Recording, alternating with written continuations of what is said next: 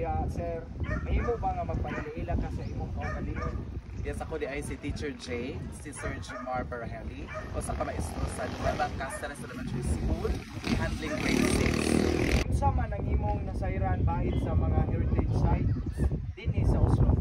Well, kabahin sa heritage sites, ang Oslo, very rich kayo in terms ana. Tungod kay, nakuan man ta sa mga Espanyol sa unang panahon. So, nagpili ng mga Espanyol, mga nagkadaiyang mga heritage sites, sama sa atong kwartel, diin ato na imutangan karon, kung atong mga bantayan, diin ang mga guardia civil or mga sundalo sa unang time sa mga Spaniards, magbantay sa mga pirata or sa mga musakop sa ato ang lugar sa unang panahon.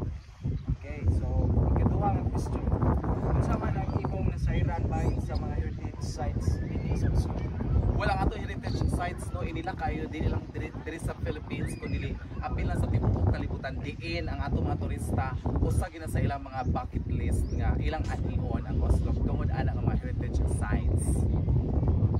Ikadulo, sa imong tan-aw, unsa man ang pinaka-popular importante nga heritage site dinhi sa Oslo ug ngano? Well, ang tanan manggod nga heritage sites importante gid sila because in one way or another it's part of our history as Oslobanon. Pero sa akong pagtan-aw no sa akong kuan, ang kini yung kwartel mao gini siya ang pinaka-importante nga heritage site. Ngano? Tungod kay diri jud magtapok ang mga Filipino sa unang panahon time sa mga Espanyol, no?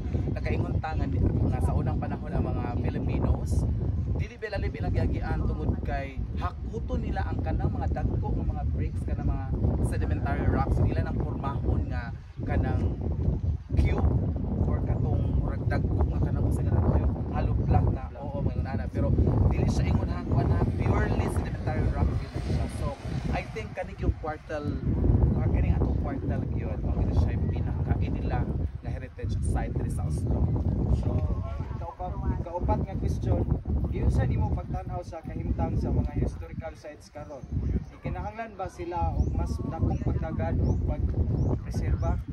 Sakto gyud na kinahanglan gyud ang dakong pagtagad sa atong LGU, sa atong munisipyo o apil po ang mga private sectors tungod kay kani nga mga heritage sites kinahanglan ato gini i-preserve dili lang para nato kundi apil po ang mosunod nga mga henerasyon aron makita nila kung unsa o naunsa ang ato ang Oslo sa unang panahon nga angay gyud natong amumahon at timanon o palambuon. Kalima nga question, unsa ang imong mensahe sa mga kabatan-unan kabahin sa pag-ila o pagpanlipod sa mga historical landmarks sa Oslo?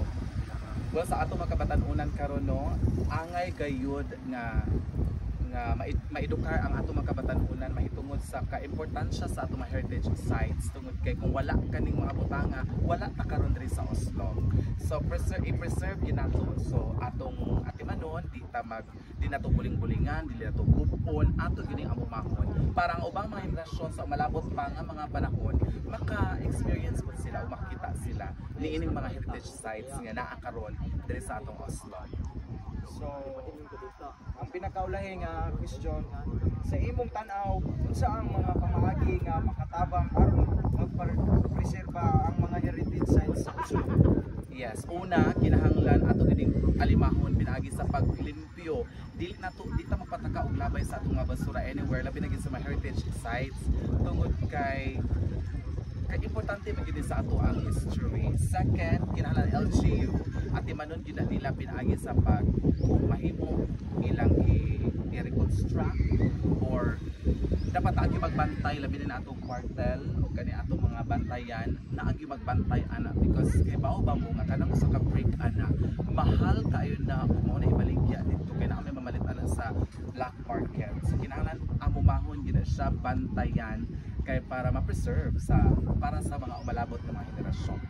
So, karon daghang salamat sir sa imong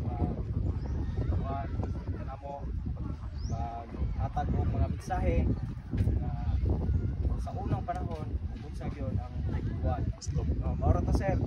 Thank you so much.